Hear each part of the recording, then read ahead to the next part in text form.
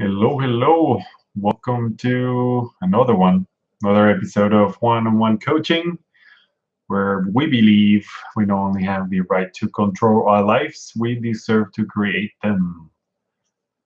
I've been covering the 15 Invaluable Laws of Growth book, and we're on chapter 3 today. And this one, it's called The Law of the Mirror.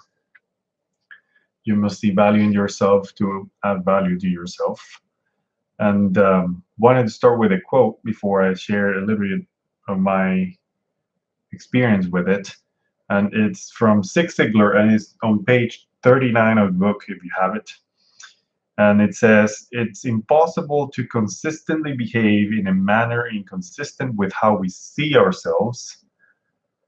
We can do very few things in a positive way if we feel negative about ourselves.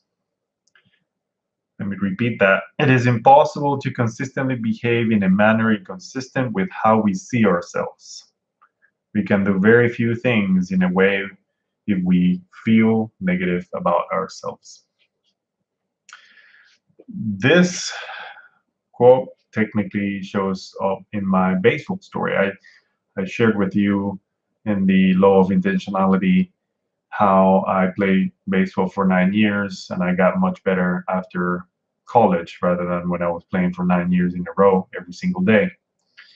But throughout that process, one of the things that comes to mind is my father would always scold me by saying or asking me, do you want to be like everybody else?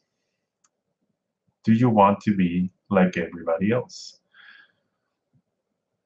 What I learned from this is that I needed to continue to look at everything I was doing wrong and fix it. That's technically how I internalized that message. I know now that what my father wanted me to do was to do my best because I could do better, and it wasn't just about criticizing everything I did wrong, but I took it that way, and for all my 9 years of playing baseball, that's all I did. I only remember the bad things, and I rarely remember the good things because it was always about improving and getting better. And as I grew older, that's still in there. There's still that belief. There's still this drive for me to finish something good, like facilitating a 300 participant leadership summit. And then the next day, I'm immediately thinking, well, what's next? And I don't even take time to enjoy that.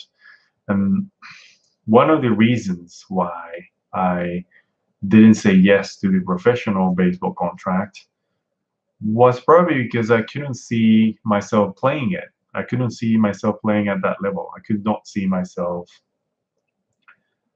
being a great baseball player because all I could see was the bad things and the wrong things. So I consider myself a good player, but not really a great one.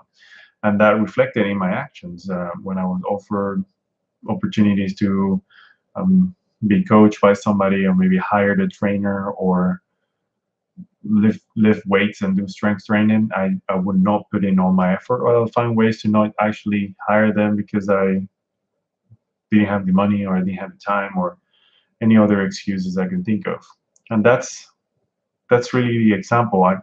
It's all coming back together as I think about this quote and think about the things that I've learned in the last few years is that if you cannot see yourself with value, you will inherently do things to continue to maintain whatever value you think you have now.